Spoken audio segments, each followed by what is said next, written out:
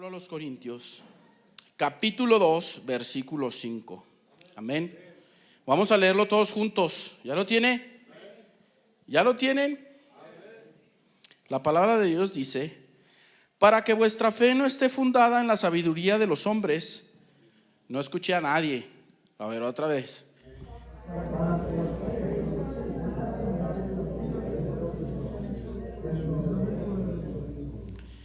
Otra vez, vamos a leerlo a las 13. 1, 2, 3. Para que vuestra fe no esté fundada en la sabiduría de los hombres, sino en el poder de Dios. Amén. El hermano Israel ya oró por esta predicación. Amén, hermanos. Y hoy quiero hablarles, hermanos, acerca del poder de Dios. ¿Cuál es el tema de hoy? A ver, otra vez, todos juntos. ¿Cuál es el tema de hoy?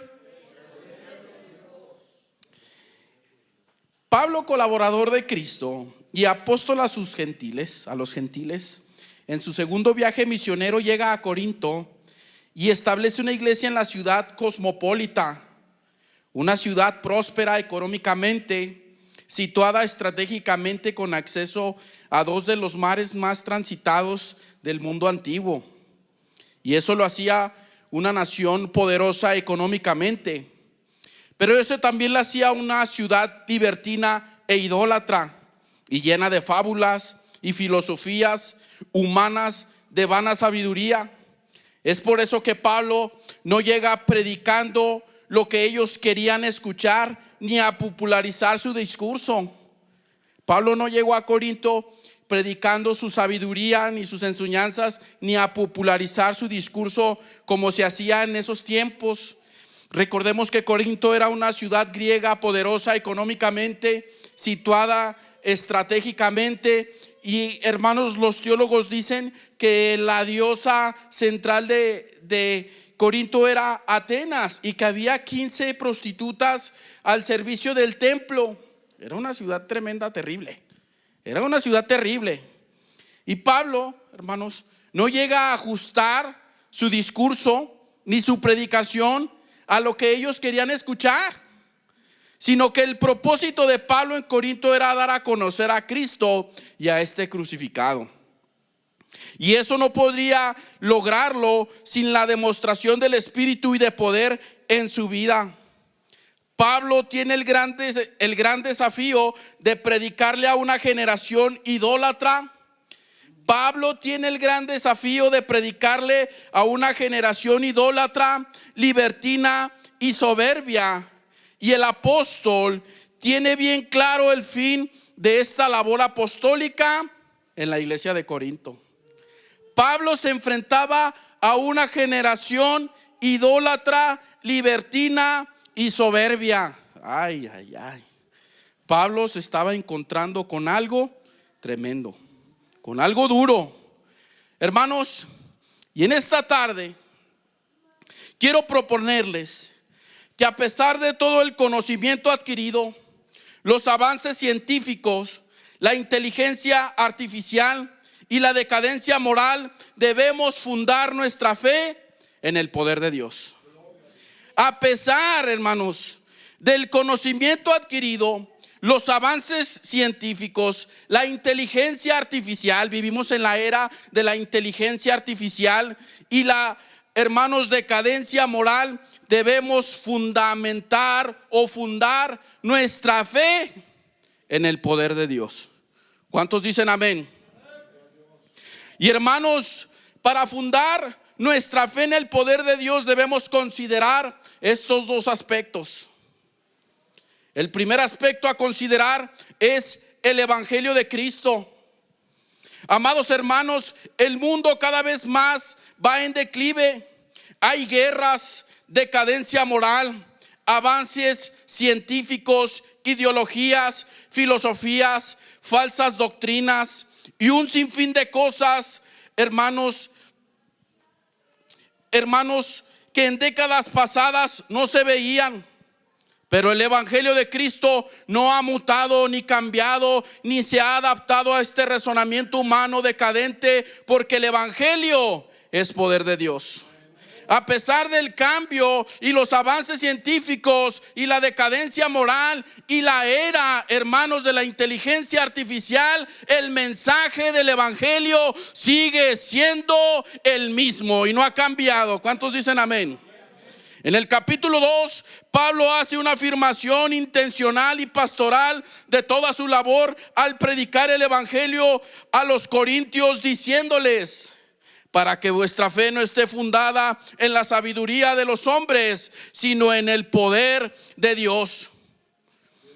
Pablo, hermanos, hace una afirmación intencional y pastoral de toda su labor apostólico en la iglesia de Corintio, hermanos, sabiendo que el fruto de su trabajo era que fundaran su fe no en la sabiduría de los hombres, sino en el poder de Dios.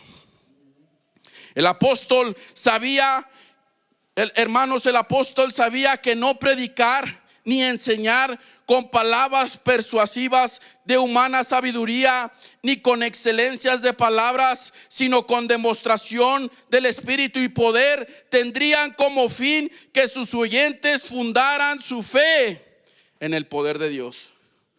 Pablo, hermanos, no apeló a, hermanos, las palabras persuasivas de humana sabiduría ni excelencia de palabras, sino Pablo fue a Corinto con demostración de espíritu y de poder, hermanos, con el fin de que sus oyentes fundaran su fe en el poder de Dios. ¿Cuántos dicen amén? Amados hermanos, como les vengo repitiendo, el mundo está en decadencia y no nos alejamos mucho al contexto en el que Pablo se encontraba en Corinto. El aspecto de fundar nuestra fe en el poder de Dios es fundamentarse en el evangelio de Cristo. El aspecto, hermanos, de fundamentar nuestra fe en el poder de Dios es fundamentarse en el evangelio de Cristo. Pablo viene haciendo una yuxtaposición entre la sabiduría de este mundo y el poder de Dios, y desglosar qué es el poder de Dios. Hermanos, Pablo dice en el capítulo 1, versículo 18: la palabra de la cruz es locura para los que se pierden. En el contexto en el que Pablo se encontraba, la idea de que un Dios se hiciera hombre era demasiado loco. Y peor aún, que muriera para salvar la humanidad. Eso era una locura.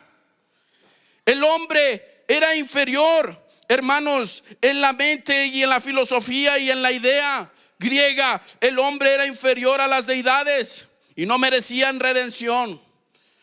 Para ellos era un Dios débil y no podían concebirlo. Pero el texto narra que es locura para los que se pierden. Pablo, aunque se encuentra en un contexto helenista, no hace mención solo a los griegos, sino que el evangelio para los que se pierden es locura.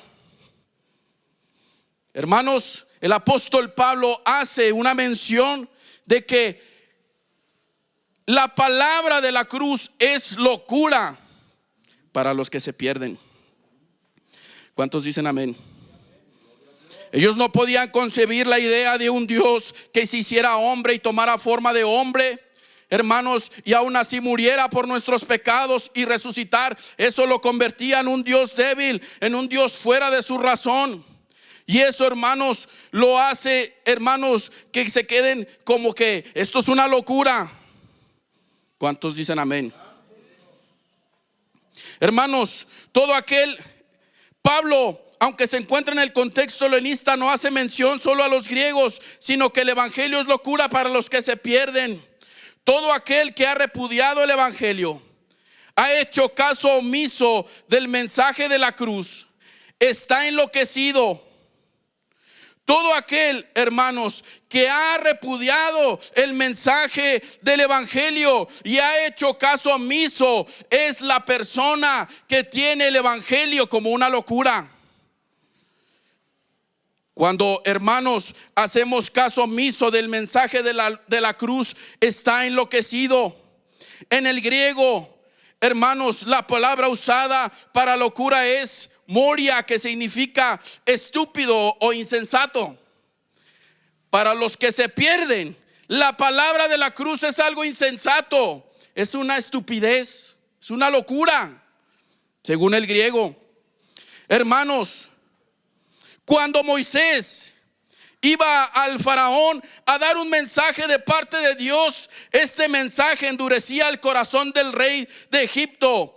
Para el faraón era una locura lo que Moisés hablaba y traía de parte de Dios. Para el faraón, para el rey de Egipto, lo que Moisés hablaba de parte de Dios era una locura. Vayejesac, la palabra hebrea para endurecimiento o endurecer, que significa obstinado, una actitud inflexible, terco de corazón. Lo que causaba el mensaje, hermanos, de Moisés al rey, hermanos, endurecía el corazón del faraón. En vez de que el faraón abriera su corazón y dijera, bueno, este es el Dios real, ¿verdad? Él es el Dios verdadero. Aún viendo, hermanos, que todas las plagas, hermanos, se derraman sobre Egipto, el corazón, hermanos, del faraón se endurecía. Le parecía una locura. Y aún le dijo a Moisés, ¿y quién es tu Dios? Yo no lo conozco, ¿verdad? Pero eso es lo que causaba, hermanos, en el corazón del faraón las palabras de Moisés. Aún las parábolas de Jesús provocaban en los fariseos y en otros líderes religiosos como escribas y sacerdotes reacciones mayoritariamente negativas como indignación, enojo, ofensa, murmuración y deseos de arrestarlo y exterminarlo, eliminarlo. El mensaje de Jesús para la vida de los fariseos endurecía su corazón. Les parecía una locura. Querían llevarlo a la cruz, querían llevarlo al martirio. Hermanos, la palabra de la cruz surte un efecto doble, que a los que rechazan este mensaje, los que se pierden, para ellos es locura. La palabra de la cruz surte un efecto doble. Para los que rechazan este mensaje, los que se pierden, para ellos es locura. Hermanos, por eso el evangelio, hermanos, no siempre va a ser aceptado como nosotros quisiéramos que lo acepten, porque hay personas que el evangelio les parece una locura, una tontería. Y a veces nosotros nos frustramos cuando predicamos el evangelio, porque nosotros, hermanos, no estamos conscientes de que esto es lo que causa el evangelio en la vida de las personas. Por eso Pablo es bien enfático que es locura, porque la palabra de la cruz es locura para los que se pierden. ¿Cuántos dicen amén? La palabra de la cruz surte un efecto doble, que los que rechazan este mensaje, los que se pierden, para ellos es locura. Pablo es muy específico en enseñar que el evangelio es locura para los helenistas, filósofos, poetas, griegos, romanos, judíos, gentiles y para las mentes más elevadas. Aún lo filtren por su razonamiento, el evangelio es locura para los que se pierden. Es una locura. El evangelio causa, hermanos, el corazón que rechaza el evangelio. Pablo los determina y les dicen, para los que se pierden, no les da oportunidad. Los que rechazan el evangelio de Cristo son los que se pierden. Para los que se pierden, el evangelio es locura. El evangelio es una tontería. El evangelio es un mentecato, una mente retorcida. Hermanos, pero Pablo no solo explica qué es lo que causa la palabra de la cruz en los que se pierden, sino que también explica lo que pasa con los que creen en el evangelio de Cristo. Pablo está entusiasmado está siendo intensivo en lograr el objetivo de que la comunidad de Corintio no se vaya por las filosofías, los razonamientos humanos y las vanas palabras de humana sabiduría, sino que funden su fe en el poder de Dios. Pablo está entusiasmado en lograr su objetivo en la iglesia de Corinto, que a pesar de las filosofías, a pesar de la idolatría, a pesar de las falsas enseñanzas, hermanos, Pablo está empeñado, entusiasmado en que sus oyentes funden su fe en el poder de Dios. Hermanos, este debe ser el propósito del cristiano, que su familia funde su fe en el poder de Dios, que sus hijos funden su fe en el poder de Dios. De la iglesia, que los miembros fundemos nuestra fe en el poder de Dios. ¿Cuántos dicen amén? Debemos de ser, hermanos, entusiasmados, intensivos con lograr que nuestros hijos, que nuestras hijas, que nuestra familia fundamenten su fe en el poder de Dios. ¿Cuántos dicen amén? En este año, hermanos, debemos lograr, hermanos, que nuestra fe funde su fe en el poder de Dios. ¿Cuántos dicen amén? Y es por eso que el apóstol no se toma muy en serio en enseñar. Es por eso que el apóstol no se toma muy en serio en enseñar con el poder de Dios. Y señala que la palabra de la cruz es locura para los que se pierden, pero a los que se salvan, esto es a nosotros, es poder de Dios. Hermanos, el evangelio, la palabra de la cruz, para los que hemos creído, para los salvos, esto es poder de Dios. ¿Cuántos dicen amén? Y la versión de las Américas lo dice más claro.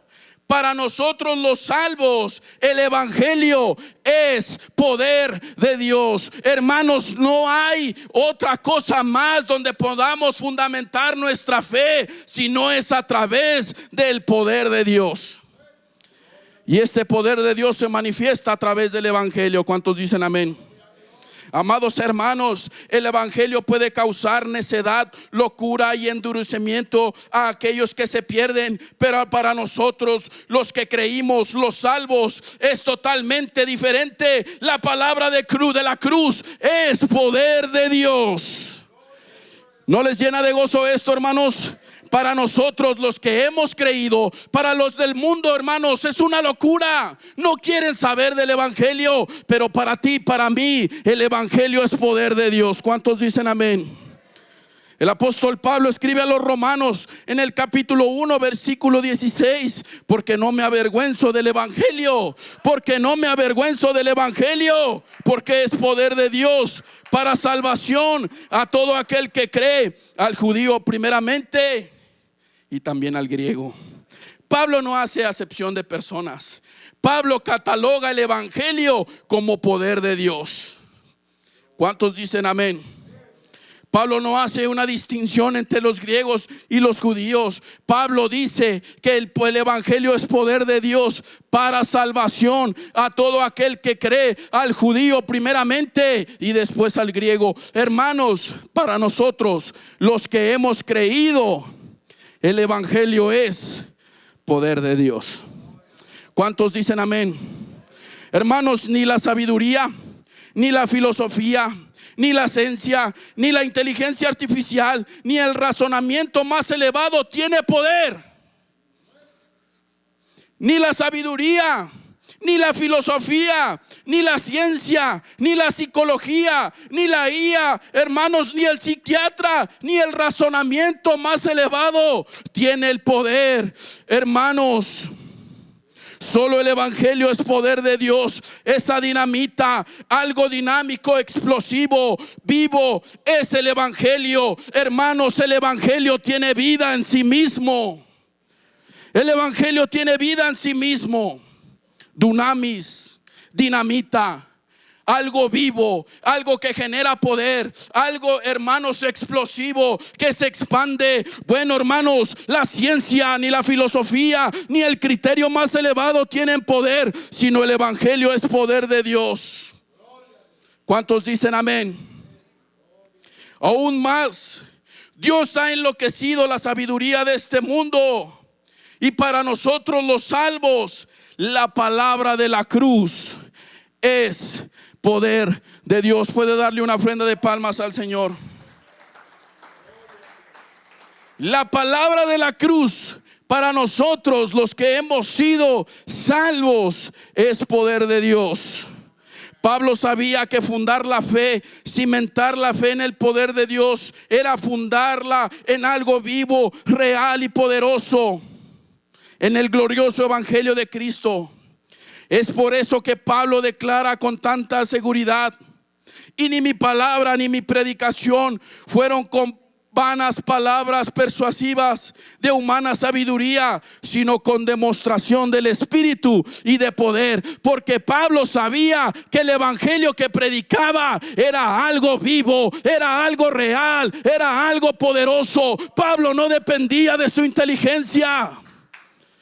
Pablo no dependía de sí mismo. Pablo dependía del evangelio de Cristo, y ese evangelio era el que dotaba a Pablo de poder y autoridad para predicar el evangelio a una sociedad retorcida e idólatra y decadente. ¿Cuántos dicen amén?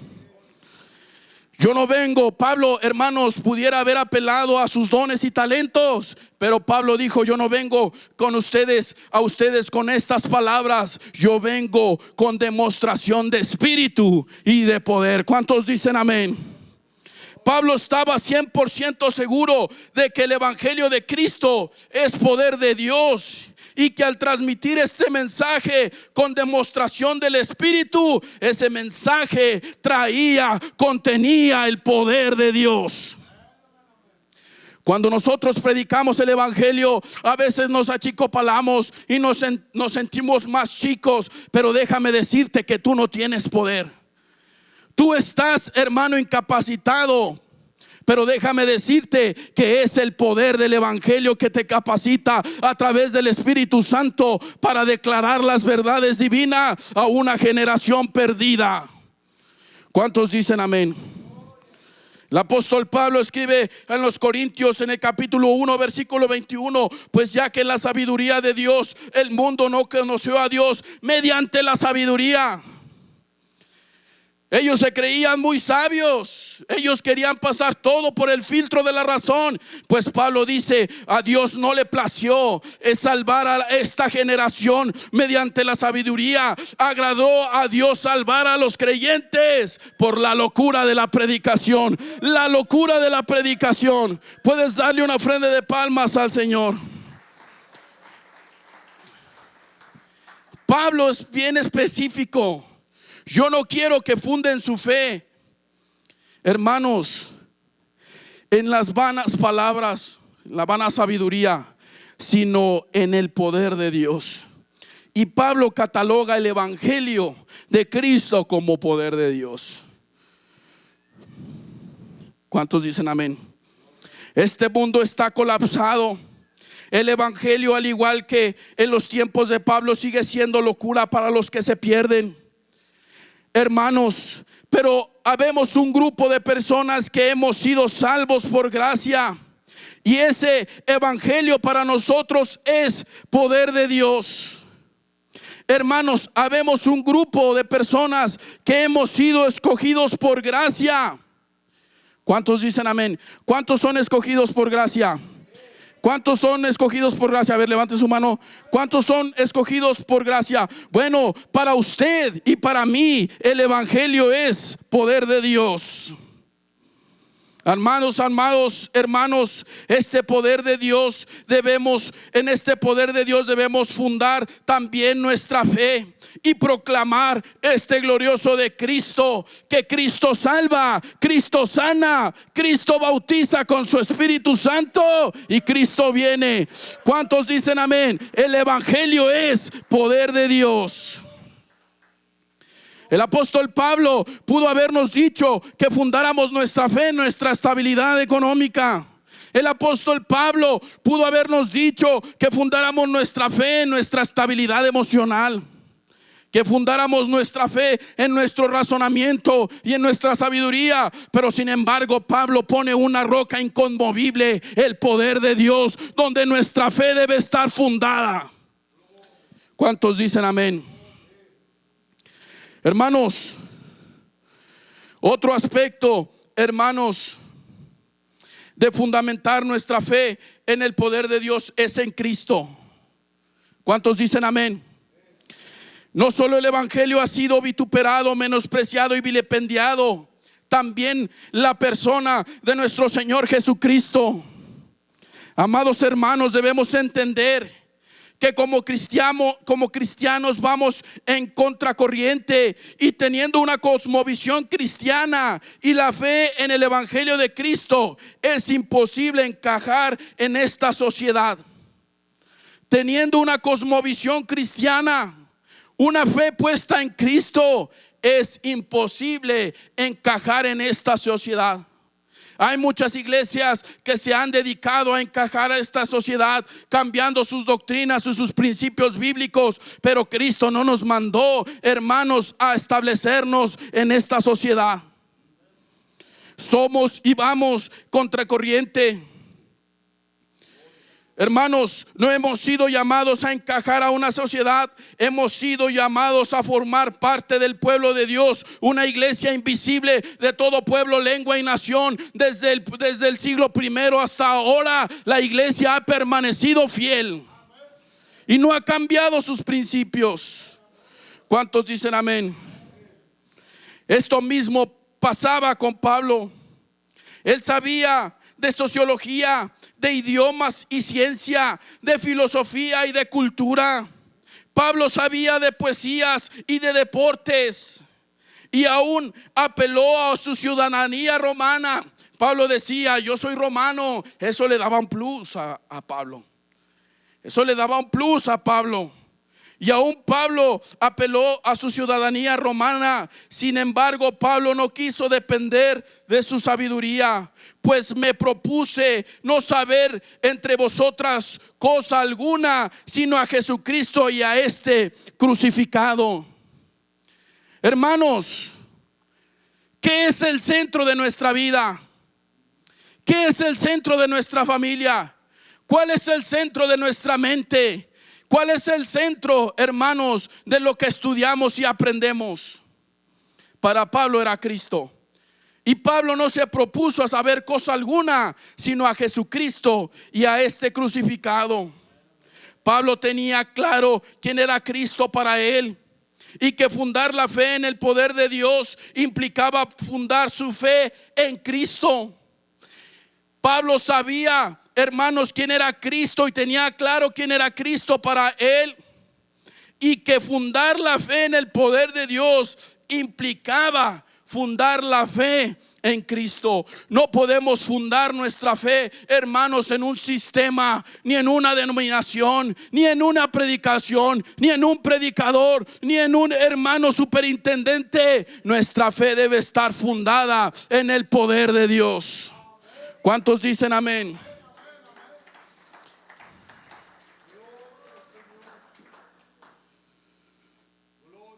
Fundar la fe en el poder de Dios implica fundar la fe en Cristo. El apóstol viene tratando el tema de la sabiduría humana versus el poder de Dios desde el capítulo 1, versículo 18, a terminar todo el capítulo 2. Y ya ha dejado claro que el evangelio es poder de Dios. Pero Pablo trata otros aspectos del poder de Dios, que es Cristo. Y sin embargo, el apóstol quiere dejar claro el tema de la sabiduría humana. Pablo hace una yuxtaposición entre el poder de Dios y la sabiduría humana. ¿Cuántos dicen amén? Hermanos, la sabiduría humana. A continuación, Pablo lanza un reto desafiante en el versículo 20 del capítulo 1. ¿Dónde está el sabio? ¿Dónde está el letrado? ¿Dónde está el discutidor de este mundo? ¿Acaso no lo consultó Dios cuando planeó su plan de salvación?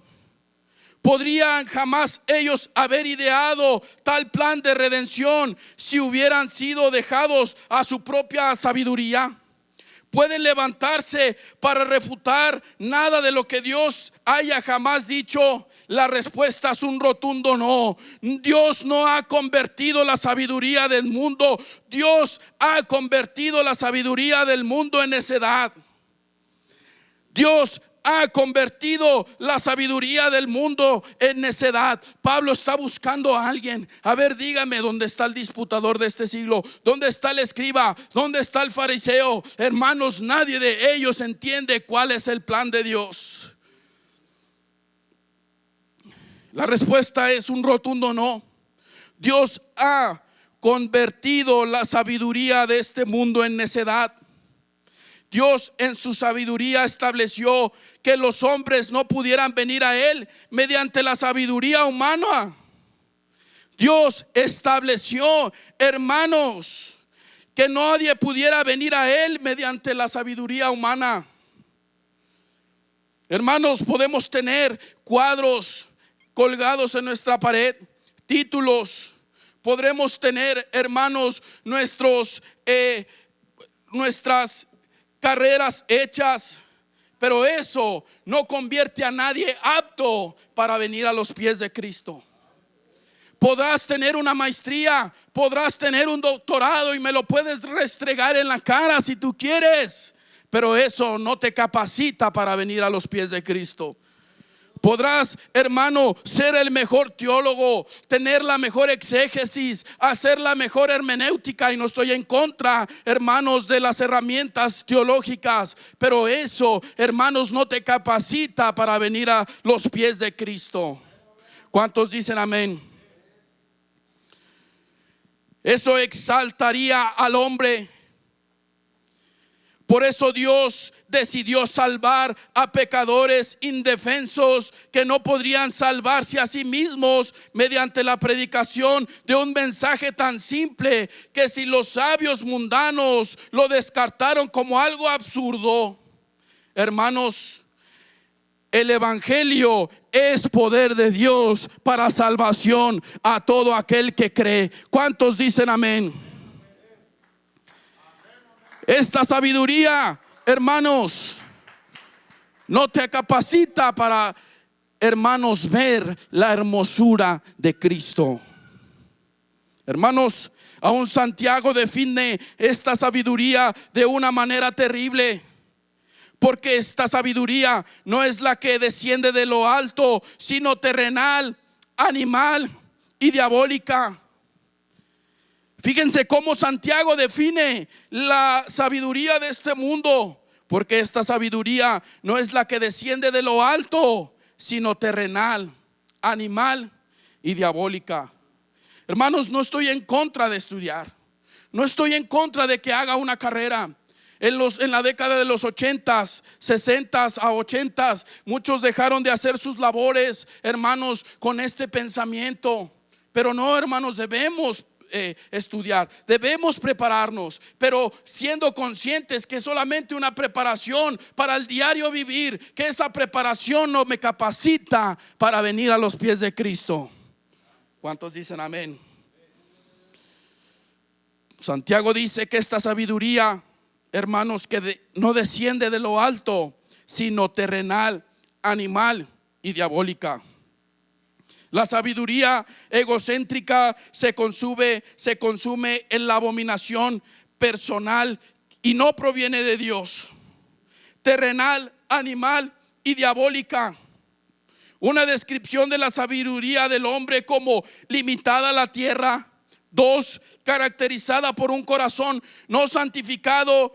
Y 3, y un espíritu no redimido. Y 3, generada por las fuerzas de Satanás.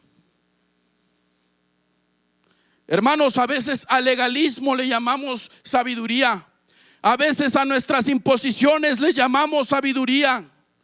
A veces a lo que creemos y tenemos nuestro criterio se le llama sabiduría, pero el apóstol Santiago dice que esa sabiduría no proviene de Dios, que es animal, terrenal y diabólica.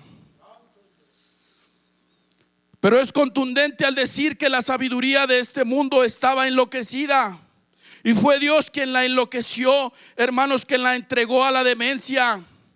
Porque esta sabiduría no puede salvar a nadie, sino que busca lo propio, y esa sabiduría se opone al poder de Dios. La sabiduría de este mundo, hermanos, el entendimiento de este mundo se opone rotundamente al plan soberano de Dios. Fíjense cómo Pablo viene tratando el tema, hermanos, del poder de Dios, y compara la sabiduría del mundo con el poder de Dios. Y el apóstol Pablo aún dice: esta sabiduría ha enloquecido. Dice: ¿no ha enloquecido Dios la sabiduría de este mundo? Hermanos, la sabiduría de este mundo está perdida. La sabiduría de este mundo busca lo propio suyo, te llena de vanagloria, hermanos, te llena a ti, hermanos, pero te hace incapaz de buscar el rostro de Cristo. ¿Cuántos dicen amén?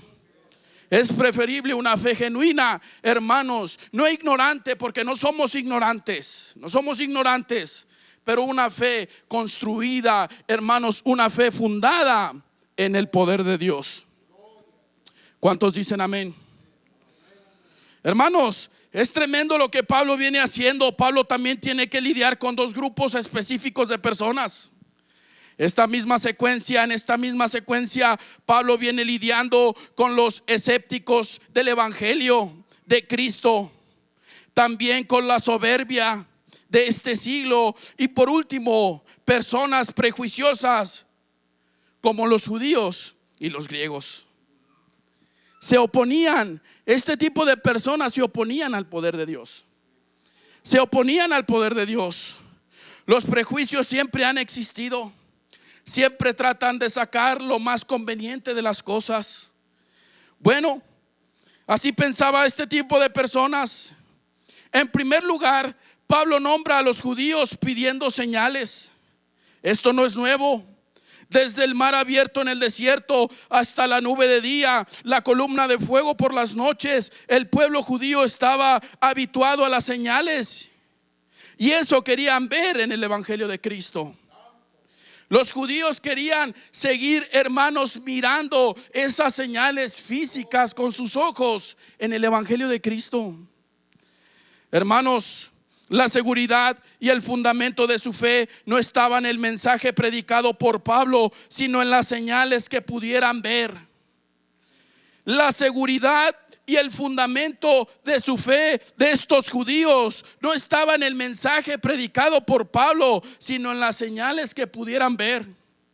Y sin embargo, Pablo dice que su predicación fue con demostración de espíritu y de poder. Probablemente haya habido señales y milagros prodigiosos en su paso por Corinto, pero los judíos querían que el los judíos querían que el evangelio ver esas señales, y ellos pedían señales al igual que se las pedían al Señor Jesús. En Mateo capítulo 12 versículo 38, entonces respondieron algunos de los escribas y de los fariseos diciendo: Maestro, deseamos ver de ti señal.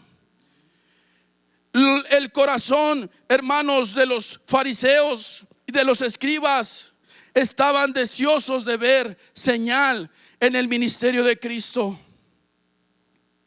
Hermanos, hoy la iglesia es muy presuntuosa y prefiere mantenerse de señales proféticas.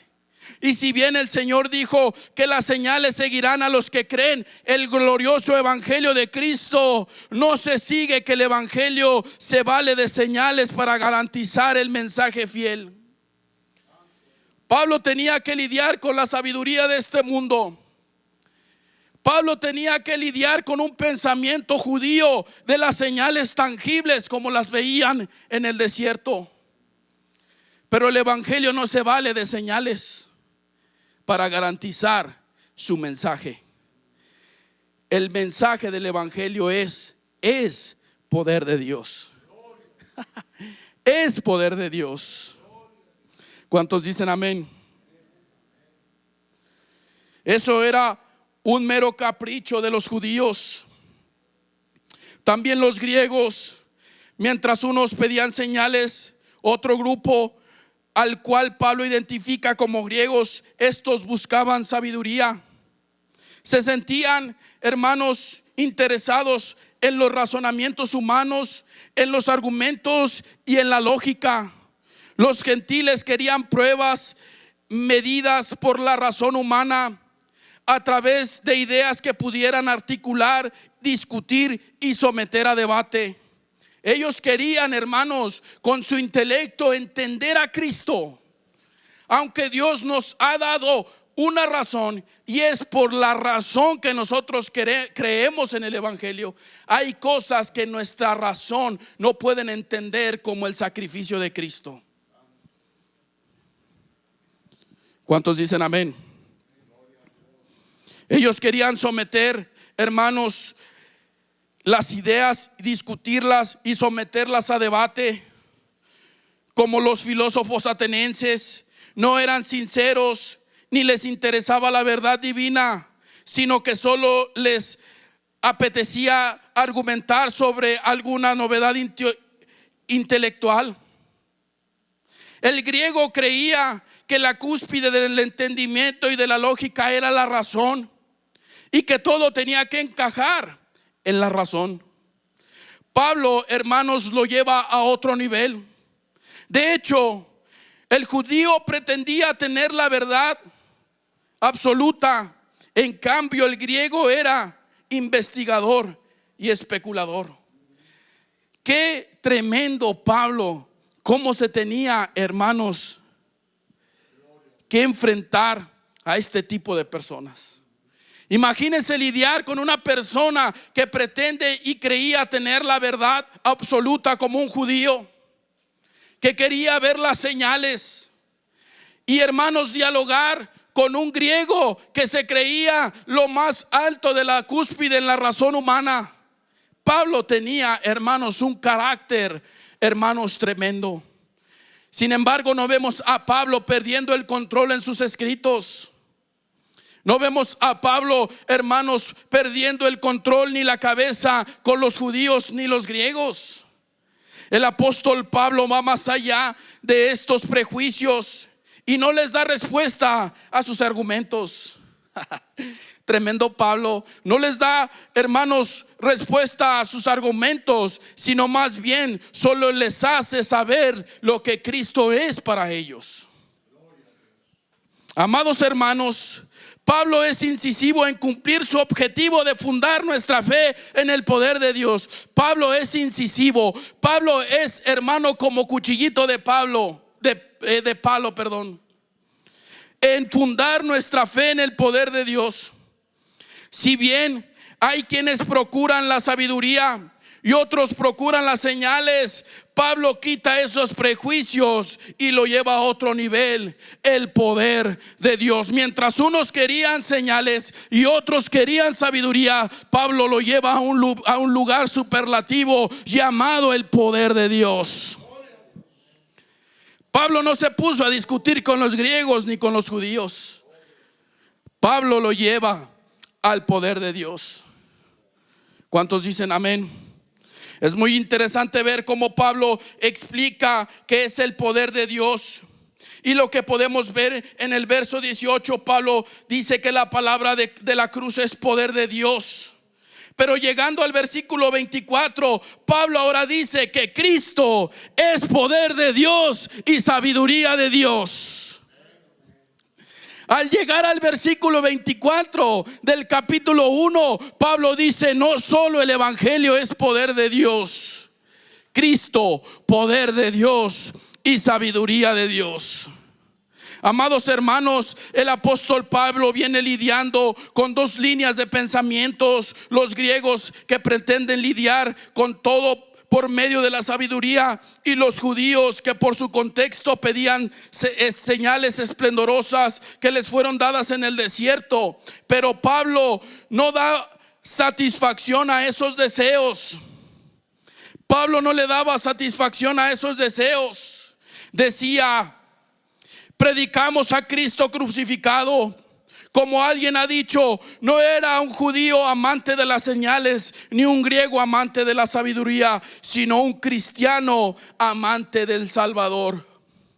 Pablo sabía de sabiduría, Pablo sabía de señales, pero sin embargo Pablo no era un judío que no deseaba esas señales, pero tampoco era un griego que, hermanos, se fascinaba con esa, hermanos, sabiduría, sino que era un cristiano amante del Salvador. Para los judíos, Cristo crucificado era tropezadero. Ellos esperaban a un poderoso caudillo militar que los librara de la opresión de Roma. En lugar de ello, el evangelio les ofrecía un Salvador clavado en una cruz de vergüenza. Los judíos esperaban, hermanos, un rey terrenal que estableciera su reino sobre el imperio romano, hermanos, y pusiera a los enemigos debajo de sus pies. Pero ellos no vieron la señal más poderosa, que era Cristo muriendo por nuestros pecados. Ellos querían ver a un rey poderoso que los librara de la opresión de Roma. Para los griegos, Cristo crucificado era una locura.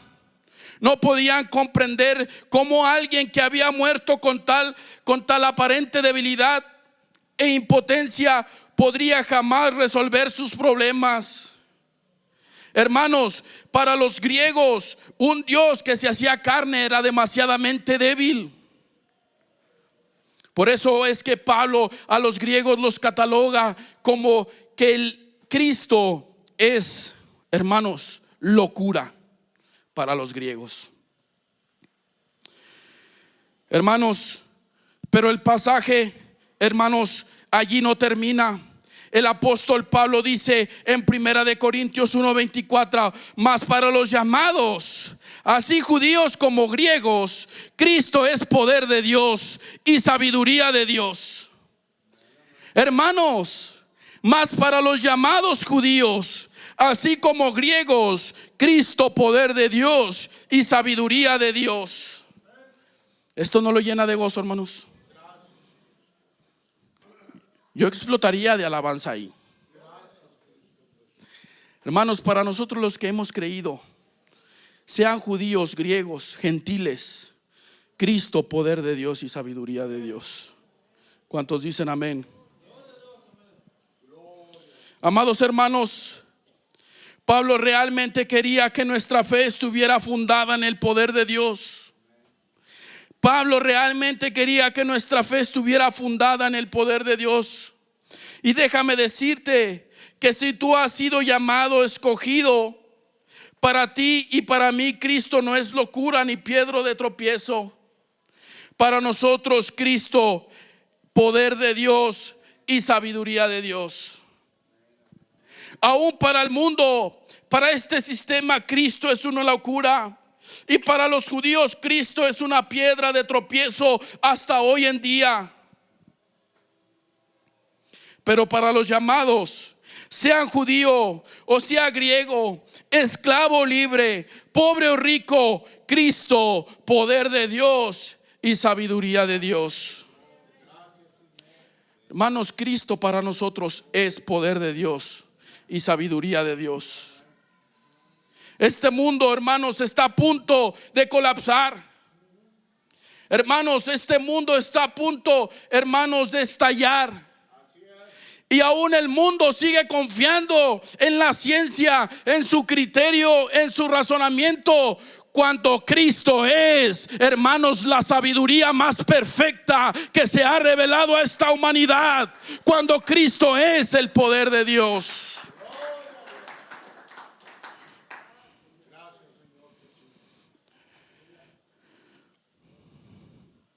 Amados hermanos, fundamentar nuestra fe en el poder de Dios es fundar nuestra fe en Cristo y en su obra. Él vino, murió en una cruz, resucitó de entre los sepulcros, venció a la muerte y viene con poder y gloria por su iglesia.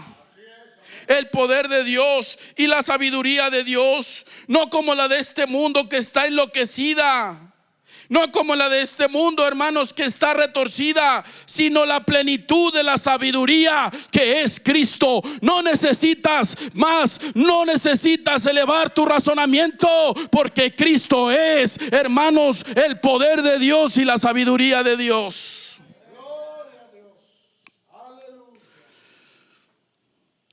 Estas mismas cosas que buscaban los judíos y los gentiles se encuentran de forma maravillosa en el Señor Jesús.